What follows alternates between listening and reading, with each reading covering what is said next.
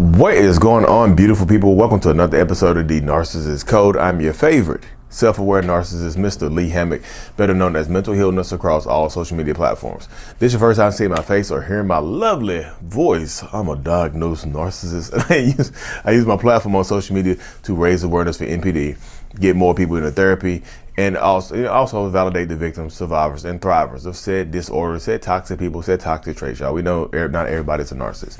In today's episode, we're going to be talking about our narcissists aware of what they are doing. So, oh my goodness, y'all, this is a refresher course right here. I feel like this is English 101. Y'all have taken English 101 because I've done videos like on this before, but this is English 102 right here. This is your refresher course.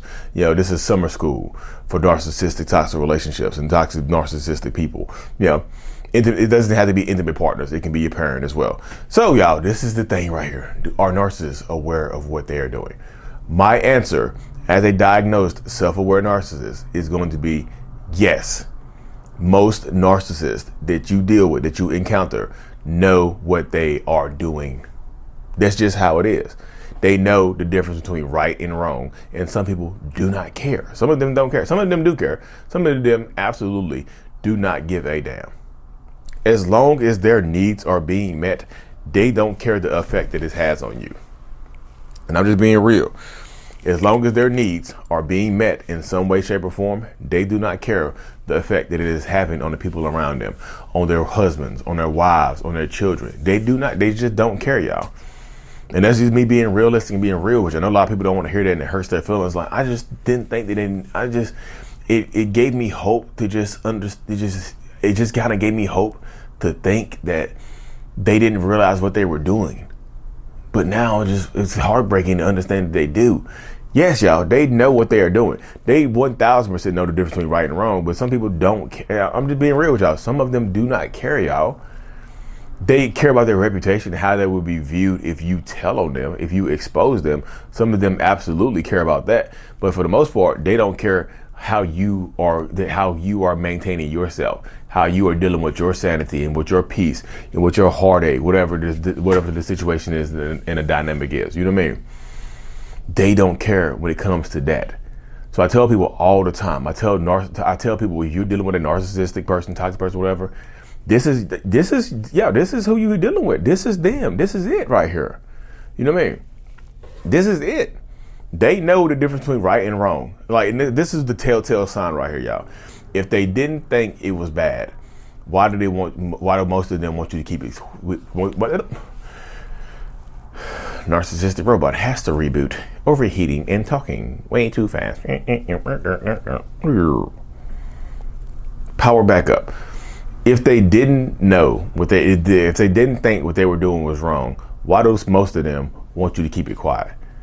Why do most of them want you to keep this stuff off of social media? Why do most of them not want you to tell your parents or your friends or your family members or your teammates or your coworkers or your employees? Why do they not want them to why do they not want you to tell anybody else what's going on? Yeah, they know. And as a diagnosed narcissist, when I was doing wrong, I knew that I was doing wrong. I knew that I was doing bad stuff. I knew it. I knew that if people found out what I was doing, it would affect me negatively.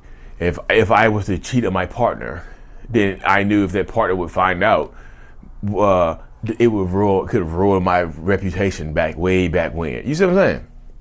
They know. If they didn't think cheating was bad, why did they hide it from you? Why did they sneak around? You know what I mean? If they didn't think putting their hands on you was bad, why they want to keep it? Why they want you to keep it a secret? And this is not just husband, wife, boyfriend, girlfriend. This is or intimate partner. This could be your parent. Why do your parents? If they didn't think beating on you was bad, why don't want you to tell the principal?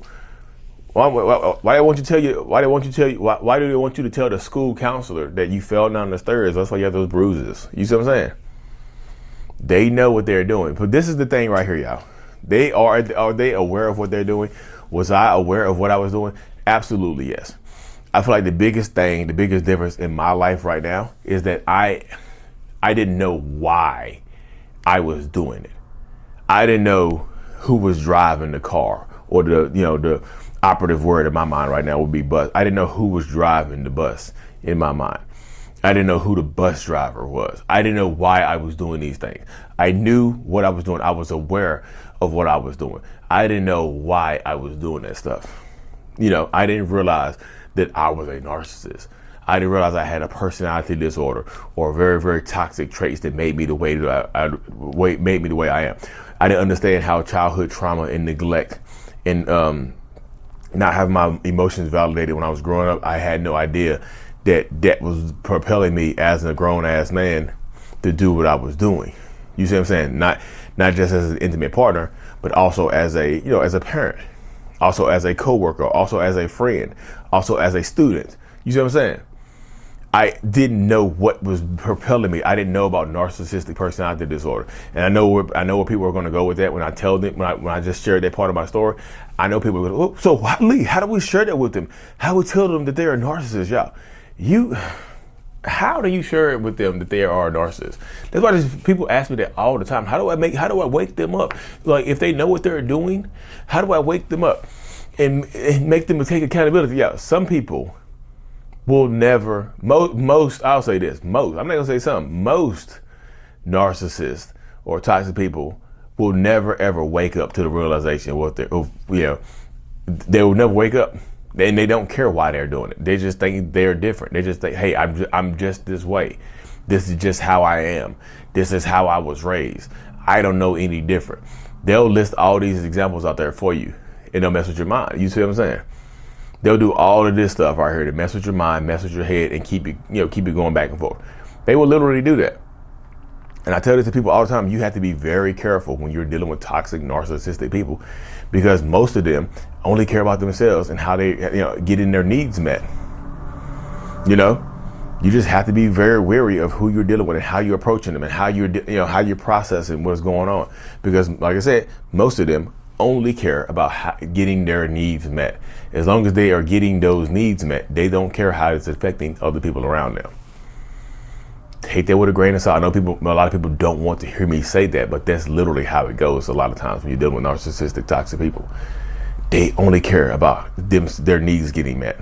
And most of them will never ever wake up to the point where they want to actually change their behaviors. They might tell you that I need help, please help me. But do they actually want help? When somebody's asking you to help them, but they're not putting in the work to help themselves, they are lying to you and manipulating you. They are weaponizing their own trauma or your trauma against you. If they say, I need some help, please help me. Don't abandon me. Don't leave me. I know I beat on you. I know I cheat on you. I know I do all this horrible stuff to you, but please don't leave me. Please, please, please don't give up on me. Please, I just need some help. If they're not going to get that help themselves, can you find me a therapist? What the hell? Can you find them a therapist? That means they're not even serious about trying to find a therapist themselves. They want you to do it. They want you to do it so they can deny the therapist that you picked for them. I don't like that person. Try to find another one. They're not serious about going to get the help. If you have to pick a therapist for them, they're not serious, y'all.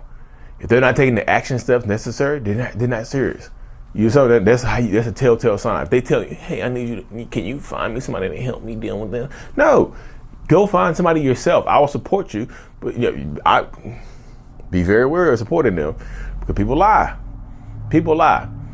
I'm just telling you, they understand. They know what they are doing is wrong. They do, y'all. They are aware of what they are doing, but they're not aware of why they are doing it. And sometimes, even if they know why, they will still continue those behaviors. Because like me, I used to, I didn't know why I was doing the stuff that I was doing. And when I found out why I was doing it, I went to therapy, and that became a reason. Okay, I have a reason why I'm doing this stuff. So I'm taking that reason and I'm going to work on it to stop doing the stuff that I've been doing. Some people will not use that as a reason. They will use that as an excuse to continue their behaviors. This is the way I am. This is how I was raised. This is just what I do. You see what I'm saying? A lot of people in those circumstances, in those situations, will continue to do the same things over and over again because, hey, it works.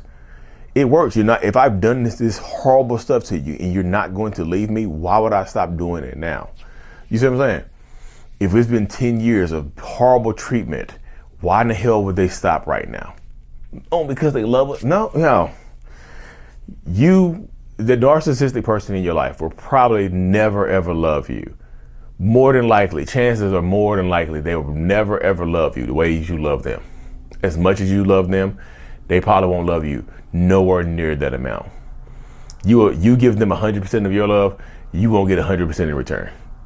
But Lee, I'm willing to accept 10% of love for them. How do I get 10% from them? Look how, if you're willing to accept so much less to keep somebody in your life, you need to start looking internally. And this is not me trying to victim blame. This is me telling you, you need to look internally to see what is going on, that you're willing to keep somebody in your life that's not treating you well just to have this person in your life. You need to look internally. You turn the mirror on you. Turn that mirror. Stop trying to get them to look at themselves. Flip that thing on you. Take a look at what you have going on, y'all. You have to. But anyways, y'all, thank y'all for tuning into another episode. I like to keep these around 11 minutes or so.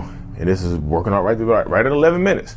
If you haven't already, check out the Self-Love Journal on Amazon. This helps you look internally right here too. Check out the Self-Love Journal on Amazon. Like and subscribe for more. And as always, mental illness is out. Peace.